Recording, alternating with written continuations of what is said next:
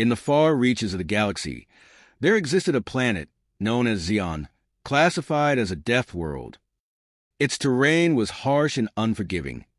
Massive volcanoes erupted regularly, deadly storms ravaged the land, and the native wildlife was as dangerous as it was powerful. No outsider ever ventured to Xion willingly, for the planet's very nature promised death to the unprepared. However, despite its reputation, the beings who called Xion home were known across the stars for one thing: their unparalleled dedication to peace. The Xions were an advanced and intelligent species, evolved to thrive in their violent environment. They were tall, with skin as hard as stone and senses sharpened by survival in the hostile wilds. But unlike most Death World species, who were often warriors and conquerors, the Xions had long since chosen a different path. They believed that, having faced the worst nature could throw at them, their purpose was to bring harmony to the rest of the galaxy. At the heart of their philosophy was a belief that true strength came not from destruction, but from compassion and diplomacy.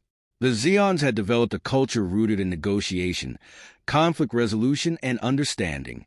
They saw violence as a last resort, something primitive and beneath their advanced wisdom. But the galaxy saw them differently. Despite their peaceful nature, the other civilizations feared them. Rumors spread that the Xion strength was unmatched, that their ability to survive the harshest conditions made them potential conquerors. Few dared to approach them, and those who did often treated them with suspicion. The turning point came when a galactic crisis threatened to engulf multiple star systems. The Drathos Empire, a militaristic race known for their ruthless expansion, began invading neighboring systems, their fleet laying waste to entire planets. The Galactic Council, a coalition of various species, was desperate for a solution, but none could stand up to the Drathos' might. War seemed inevitable. It was then that the Xions were called upon. The Council had never engaged the Death Worlders before, but now they had no choice. A delegation was sent to Xion, though most of its members were uncertain about what they would find. As their ship descended through the planet's storm-ridden atmosphere, they braced themselves for the worst. To their surprise, they were greeted not by warriors, but by scholars and diplomats. The Xion Council welcomed them into their ancient city, built into the side of a massive, still-active volcano. The architecture was breathtaking, an intricate blend of stone and crystal, harnessing the planet's geothermal energy to power their advanced technology. The delegates marveled at how such a peaceful civilization had thrived in such a deadly environment. Laria, the Xion Chancellor, stood before the delegation, her stone-like features calm yet imposing.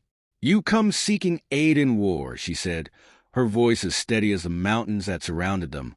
The lead delegate, an ambassador from the Nuvian sector, hesitated. "Yes, Chancellor, the Drathos Empire is expanding, and no force in the galaxy can stand against them.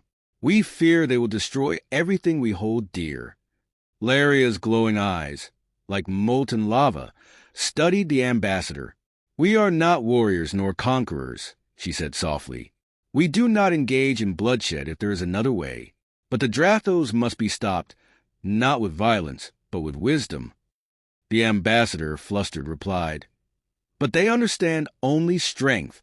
They will not listen to reason." Laria gestured for the delegation to follow her. They walked through the city, past towering statues of Xion philosophers, and through gardens of crystal flowers that pulsed with light. "Strength takes many forms," Laria explained. "The Drathos fight for dominance because they believe that fear brings control. But they have never faced a world like Xion." The delegation was skeptical. "How can you, peaceful as you are, stop an empire that thrives on war?"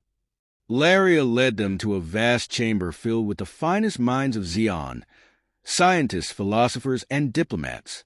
"We have studied the Drathos for years. We know their weaknesses, their fears, and most importantly, their leaders. We do not need to fight them to defeat them." The Xions had already devised a plan. They would use their knowledge of diplomacy and their advanced technology to undermine the Drathos Empire from within. They had uncovered the corruption and dissent among the Drathos elite, and they knew how to exploit it. Instead of battleships, the Zeons would send envoys, carefully chosen and trained to negotiate not with strength, but with strategy. Weeks later, the Zeon plan was set into motion.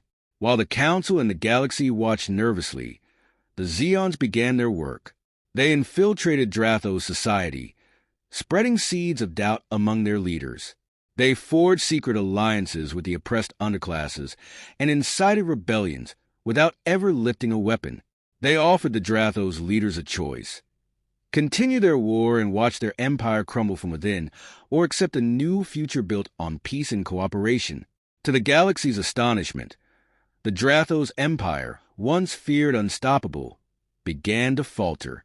Within months, their expansion had ceased. Their leaders, facing internal collapse, entered negotiations with the Galactic Council. The war that had seemed inevitable was avoided, not through firepower, but through the unshakable resolve of the peaceful Deathworlders. The Zeons had proven that even in a galaxy rife with conflict, peace could be achieved, if one was willing to seek it with patience, intelligence, and heart. And so, the legend of the peaceful Deathworlders spread far and wide. Their reputation not as warriors, but as the galaxy's greatest peacemakers.